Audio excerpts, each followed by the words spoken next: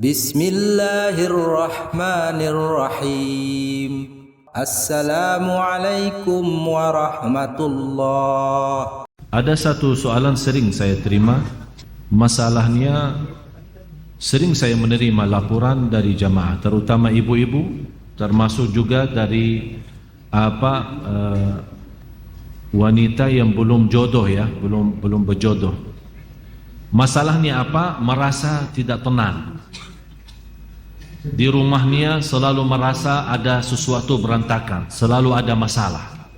Sama suaminya ada masalah, sama orang tuanya ada masalah, sama anaknya ada masalah, sama tetangga pun ada masalah. Dan dia berusaha semaksimal mungkin menjaga diri dan melindungi dari bermacam masalah, tapi tetap ada saja. Atau dalam dirinya sendiri merasa tidak tenang, ada was-was, merasa ada tergoda, ada gangguan, ada makhluk halus, ada bermacam-macam. Kira-kira apa obatnya untuk menyelesaikan masalah? Saya berikan, dan ini obat insya Allah bermanfaat untuk semua.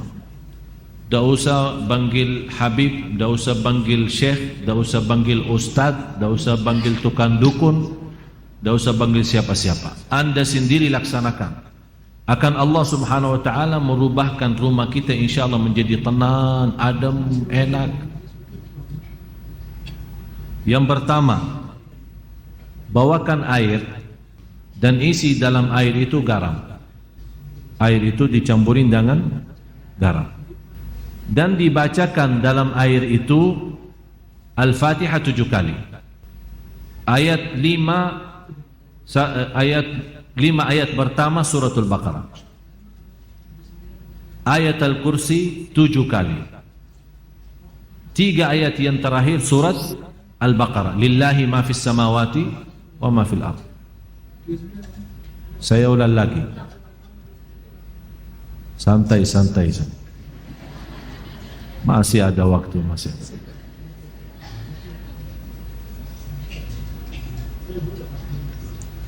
Air,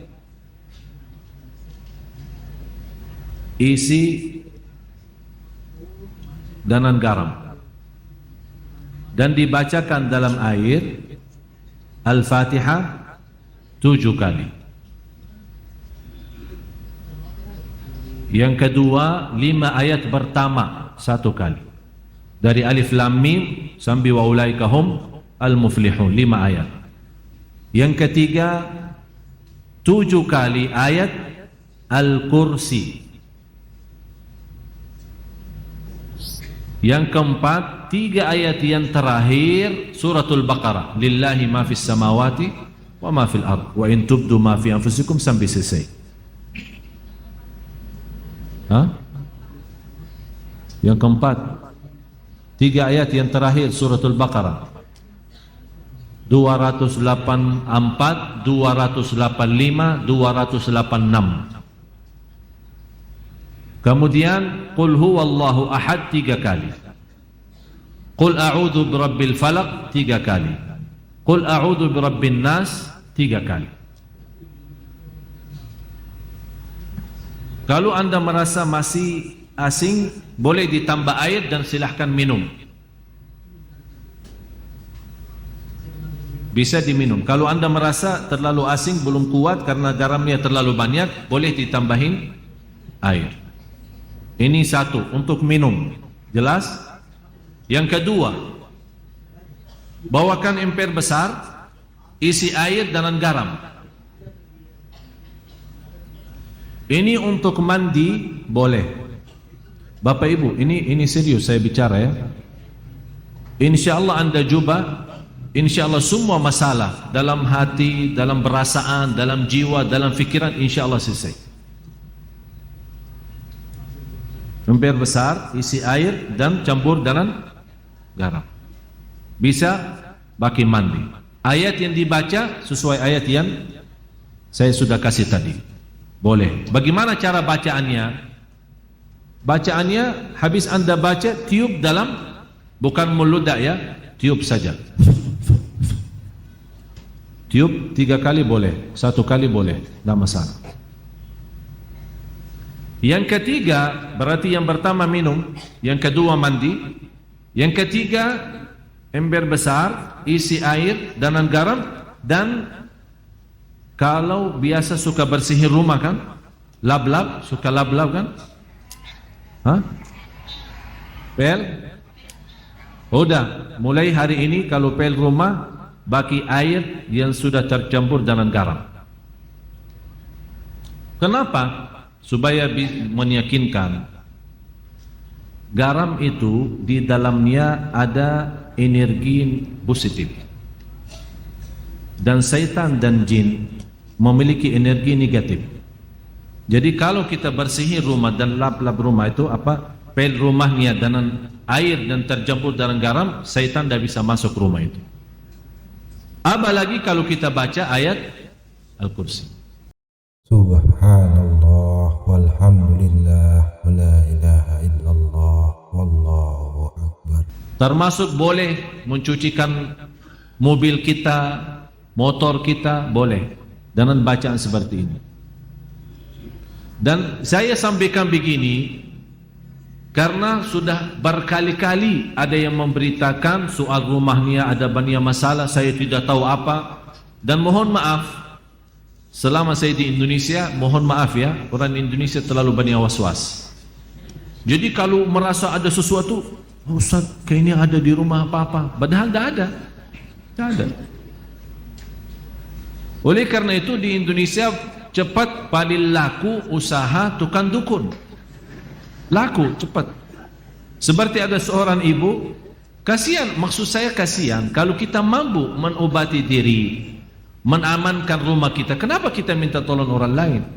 Inilah sudah saya berikan cara, insya Allah aman, insya Allah yakin, dan tidak ada dalamnya syirik. Itu yang paling bahaya. Ada seorang ibu kemarin minta sama saya tolong untuk masuk ke rumahnya, karena habis saya isi tabligh akbar di salah satu daerah di sini di Jakarta tidak jauh. Dan dia minta tolong sambil nangis, ibu maaf saya tidak bisa, kalau mau masuk rumah berarti semua jamaah minta masuk rumahnya. Jadi lain kali tidak, ini saya sudah berapa lama tidak bisa masuk rumah saya. Kenapa? Ada banyak hantu. Sambil tolong Syekh datang. Barangkali dalam datangnya Syekh terusir ini hantu-hantu. Ini juga masalah sebenarnya. Ucapan hal seperti ini, memiliki keyakinan kalau seorang syekh datang hantu bisa terusir, itu sudah punya pikiran salah. Cuma sekarang ini bagaimana saya mengobati masalah ibu ini? Saya terima, saya datang. Terus ibu apa cerita rumah ini? Ceritanya saya pernah didatangi seorang kiai, katanya kiai, katanya. Tapi begitu dia masuk ke rumah, dia langsung berkata, Bu, di rumah kamu ada banyak hantu. Mulai dari situ saya takut. Jadi saya minta tolong para kiai lain, tidak ada yang mau datang ke rumah saya. Malah saya bertambah takut.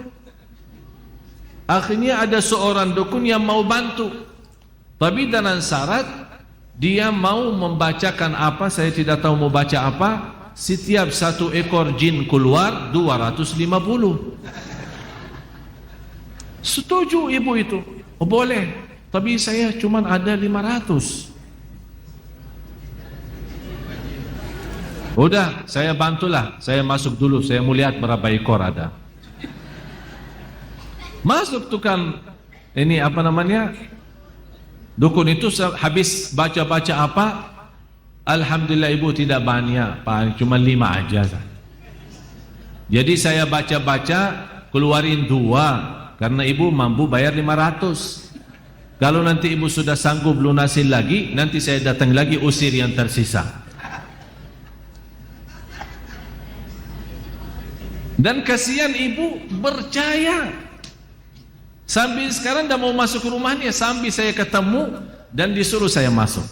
Jadi ibu sekarang yang tersisa cuma 3 ya. Karena katanya 5 kan, yang terusir 2, tinggal 3. Terus ibu membayar ke saya berapa? Tidak apa-apa, saya ikhlasin, tapi yang penting bantulah. Udah begini aja, saya masuk, ibu tunggu di luar. Kalau dengar suara saya berteriak, berarti saya lagi berantem sama mereka. Terus saya masuk. Begitu saya masuk ke rumah, saya panggil ibu sini. Baru masuk ya. Saya jujur saja tidak lihat apa-apa. Bu, saya sudah periksa rumahnya, aman. Begitu saya baca Al-Fatihah, kaget 3 jin itu keluar lari. Padahal tidak ada jin, tidak ada apa-apa. Terpaksa saya bohong supaya menghilangkan keyakinan dia yang sudah cukup parah, sudah lama. Alhamdulillah, baca 1 kali bu, sudah hilang semua. Terima kasih Cik. Berarti aman sekarang, tidur.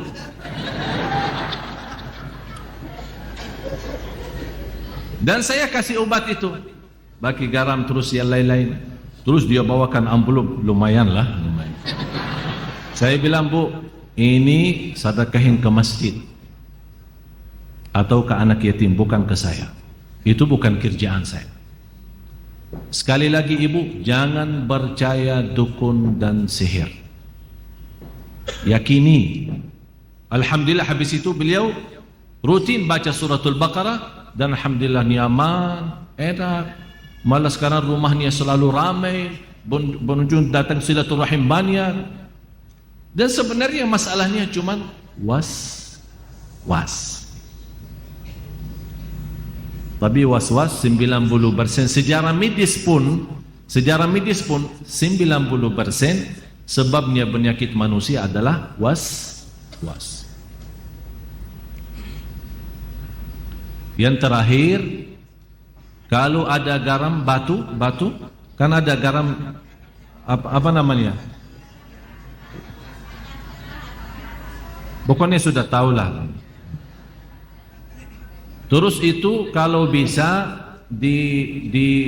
dibakarkan di atas arangnya. Kalau ada arang, ya, ditaruhkan garam itu, kemudian dicampur dengan habbatus sauda. Apa bahasa Indonesia habbat sauda? Tinta hitam ya? Tinta hitam ya? Hah? Udah habbat sauda, semua sudah faham. Dan insyaAllah dengan asapnya, subhanallah, kalau kita coba, jangan takut, akan pertama akan apa istilah, meludak ya, ada suara keras ya. Jadi jangan takut tuh dibom rumahnya, jangan takut. Ini insyaAllah dengan suara ini, subhanallah, jin dan syaitan semua lari, tidak kuat. Dan insyaAllah apa yang saya sampaikan ini insyaAllah bermanfaat banyak. Ini semua Bapak Ibu ikhtiar. Tapi semuanya harus kalbu kita yakin kepada Allah Subhanahu wa ta'ala. Dan itulah Allah Subhanahu wa ta'ala memberikan, kata Rasulullah SAW, Allah menghalalkan bermacam cara obat, silahkan, kecuali berobat dengan cara syirik, tidak boleh.